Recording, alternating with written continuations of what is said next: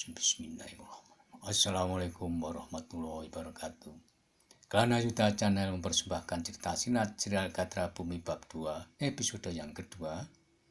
Dan bila mana ada yang berkenan subscribe, like maupun berkomentar, silakan. Terima kasih. Selamat mendengarkan. Kala itu, semburat warna merah mulai memperlihatkan senyumannya di arah timur. Birunya langit seakan-akan menghiasi angkasa sehingga menambah indahnya suasana cakrawala. Demikian juga dengan semilnya angin di pagi hari sehingga tak terasa membuat suasana di padukan induk tanah pertikan merah menjadi ramai oleh suara-suara orang yang terbangun dari tidurnya. Karena saat itu teman-teman Gelagah Putih yang terkena pengaruh rasa kantuk dari sirup yang disebarkan Ki Welak Lawe dan kawan-kawannya sudah banyak yang membuka mata, namun masih agak enggan untuk membangunkan dirinya. Mereka masih mengingat-ingat apa yang menjadikan diri mereka seperti itu, tetapi ingatan mereka ternyata belum mampu untuk menguraikannya. Sementara di sisi lain lawan Butut Yudoklana dengan senjata tombak bermata duanya menyerang bagaikan kuda yang kehilangan kendalinya. Ia mengarahkan senjata ke bagian-bagian yang menurutnya bagian tersebut terlihat lemah pertahanannya. Kemudian diarahkannya tombak itu ke bagian dada Butut Yudoklana dengan cepatnya. Namun dengan persiapan yang sudah mapan serta berbekal senjata pedang lentur dan pipih tersebut, Butut Yudoklana pun sedikit mundur beberapa langkah untuk menghindar. Dengan cepatnya pula ujung pedangnya kemudian mematuk dari atas dan kemudian diarahkan ke pergelangan tangan lawannya. Lawan Butut Yudoklana yang tinggi besar itu tidak ingin pergelangan tangannya terluka. Ia pun segera menggeser tombaknya ke arah samping. Namun pedang lenturnya ternyata tidak mengenai sasarannya, membuat Butut Yudoklana mengubah arah ujung pedangnya.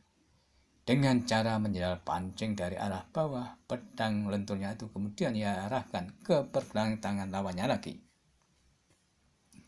Orang yang tinggi besar itu pun terkejut. Ia berusaha menghindar padekan pedang Butut yang dari atas. Namun yang tidak ia duga, tiba-tiba saja pedang Butut Yudoklana itu berubah arah. Sebab pedang lentur itu mematuk dari bawah, sehingga membuat orang itu meloncat ke belakang untuk menghindar sambil berguling-guling. Namun sebelum ia memperbaiki posisinya, tiba-tiba ia merasakan ujung salah satu mata tombaknya seperti terbebani oleh sebuah benda. Setelah ia mengamati benar adanya bahwa pedang pipih lenturnya dari Butut Yudoklana telah melilit pada salah satu ujung tombaknya. Tidak disangka pedang pipih dan lentur itu ternyata bagaikan cambuk yang dapat disendal pancing maupun dapat juga untuk melilit senjata lawannya. Tetapi pada saat itu lawannya tidak ingin tombak bermata duanya jatuh ke tangan Butut Yudoklana. Maka orang berbadan tinggi kekar itu pun dengan cepat kaki kanannya menendang siku Butut Yudoklana yang memegang gagang pedang. Akan tetapi di saat tendangan lawannya hampir mengenainya, maka dengan tangkas dan cepat Butut Yudoklana pun melepaskan lilitannya dan kemudian ia berusaha menghindar dari serangan lawannya yang mengarah ke siku. Dengan demikian, masing-masing kembali mundur ke langkah untuk kembali mempersiapkan diri dan melanjutkan perkelahian selanjutnya. Sejenak kemudian lawan Butut Yudoklana memandangi lawannya dengan penuh kemarahan, sehingga tidak terlalu lama orang itu kembali mengeterapkan ajian gelap sayuta untuk menyerang lawannya yang masih terhitung muda itu. Dengan suara tertawa yang bergelak-gelak dan agak panjang, seakan-akan menimbulkan gelombang udara yang panas dan telah menghantam dengan keras mengarah ke ulu hati Butut Yudoklana. Butut Yudoklana pada saat itu merasakan rasa sakit seperti dihantam benda yang berat pada ulu hatinya. Ia pun dengan sedikit agak goyah berusaha untuk memperbaiki keadaannya. Setelah keadaannya agak mapan, Putut Yudoklana pun dengan sedikit mengeraskan kepalan tangannya, lalu disilangkan kedua lengan di depan dadanya untuk mempersiapkan salah satu ilmu andalannya, yaitu Ajian Netra Dahana. Dengan penuh konsentrasi, serta dengan mempersiapkan nalar putrinya dan memanjatkan doa kepada Yang Maha Penciptanya serta meminta ridhonya, maka disalurkannya hawa murni ke arah dua matanya. Dengan tajamnya, kedua matanya diarahkan ke dada lawannya yang masih terlihat ada bekas pukulan tapak abangnya. Sejenak kemudian, tiba-tiba saja terlihat bagaikan kilat selerat sinar merah telah meluncur dengan derasnya menuju ke dada orang tinggi gegap tersebut. Lawan Putut Yudoklana pun terkejut. Ia merasakan dadanya seperti tersengat api yang bertubi-tubi, sehingga membuat ia terdorong mundur beberapa langkah sambil memegangi dadangnya yang merasakan panas yang menyesakkan itu. Orang itu pun dengan masih agak terengah menahan rasa sakit di dadanya, ia pun berkata dalam hatinya, "Apakah ini Ajian Netra Dahana?" ucapnya kemudian. Lawan Putut itu pun kemudian bertanya, "Apakah kau yang bernama Ki Ronggo Agung Sedayu Kisanak?" Namun sambil tersenyum, Putut Yudoklana menjawab, "Bukan Kisanak, aku hanyalah seorang putut biasa dari padepokan yang tidak terkenal." Sebenarnya pada saat itu Putut Yudoklana karena terpaksa ia telah mengeterapkan ilmu simpanannya yang bernama Ajian Netra Dahana tersebut. Sebab pada saat itu pula lawannya telah mengeterapkan ilmu kebal yang berasal dari Ajian Gelap Sayuta.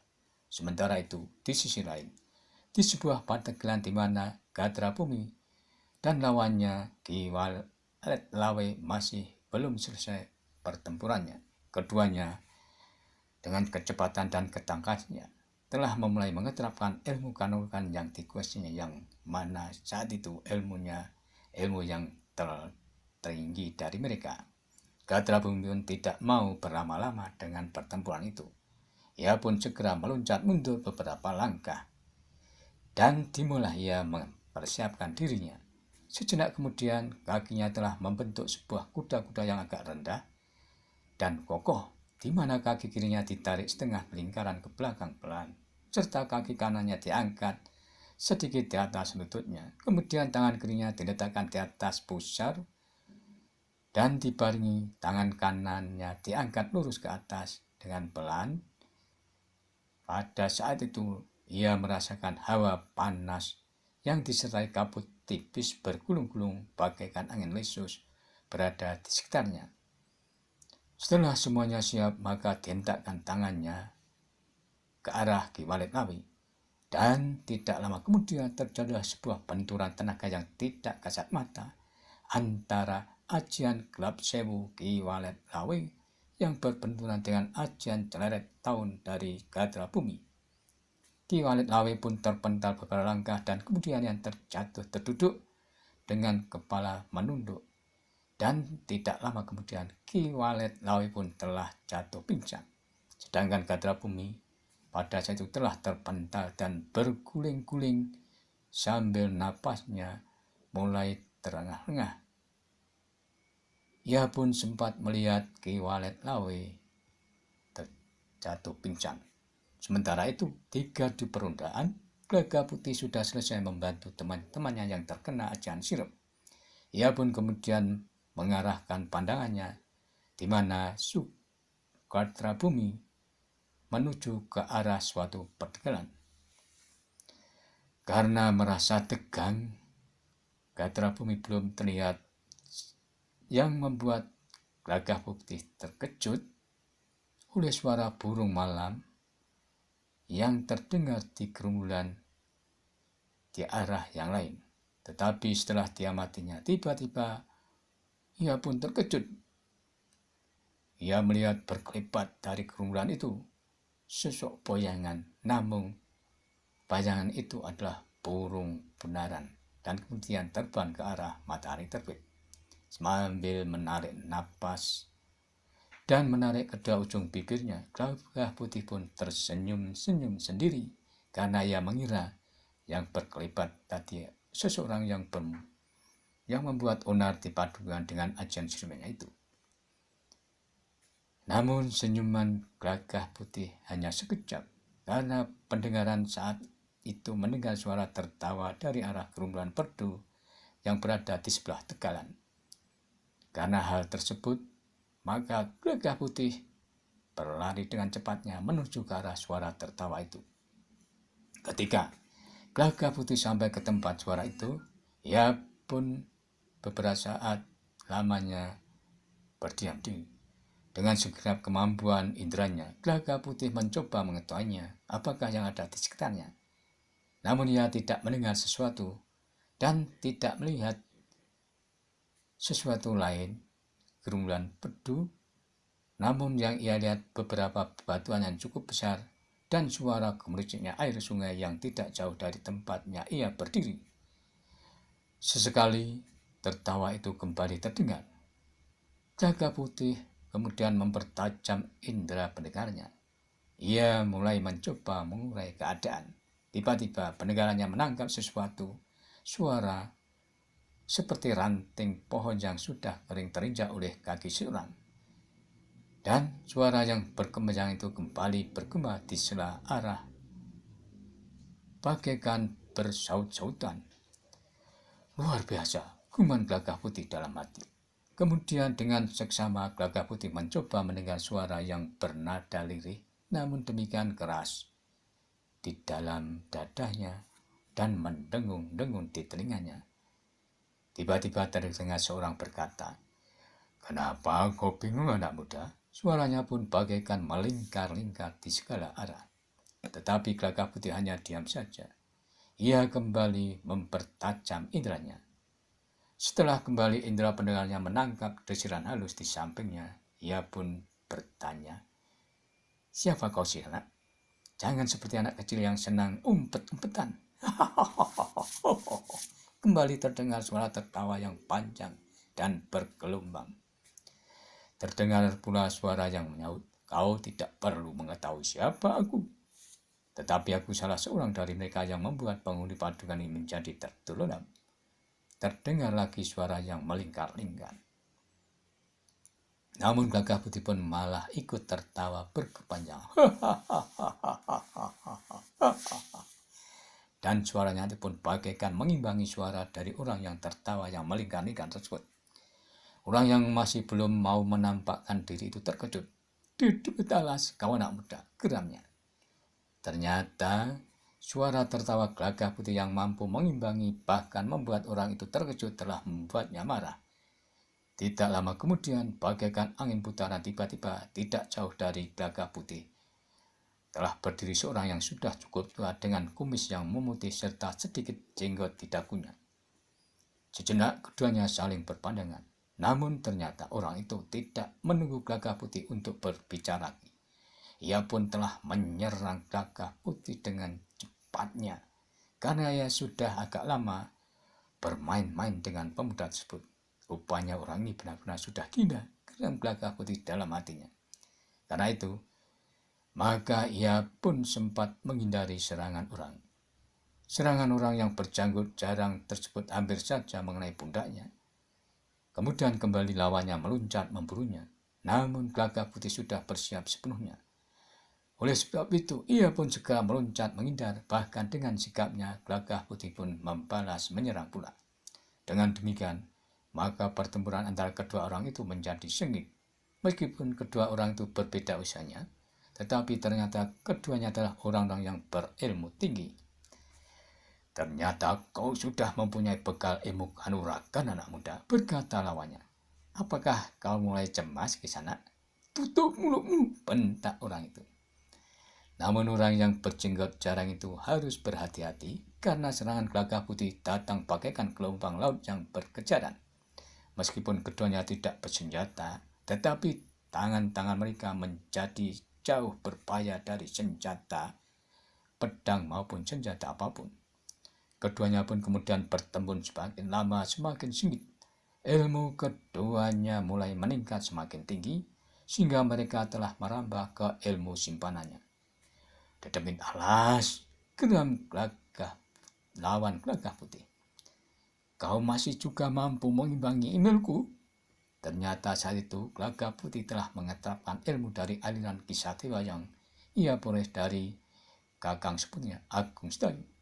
Kau jangan berbangga dulu anak muda, aku belum ke puncak ilmuku. Tetapi Gelagah Putih menjawab dengan senyuman. Dan ia pun berkata, kau kira aku juga sudah Kisanak? Orang itu kemudian tertawa. Tetapi dalam getar suaranya seakan-akan menusuk jantung Gelagah Putih. Bahkan udara yang panas memancar tanpa kasat mata menerpa Gelagah Putih. Dengan serta-merta, Gelagah Putih pun segera meluncat menghindar sambil menjatuhkan diri berguling beberapa kali untuk mengambil jarak.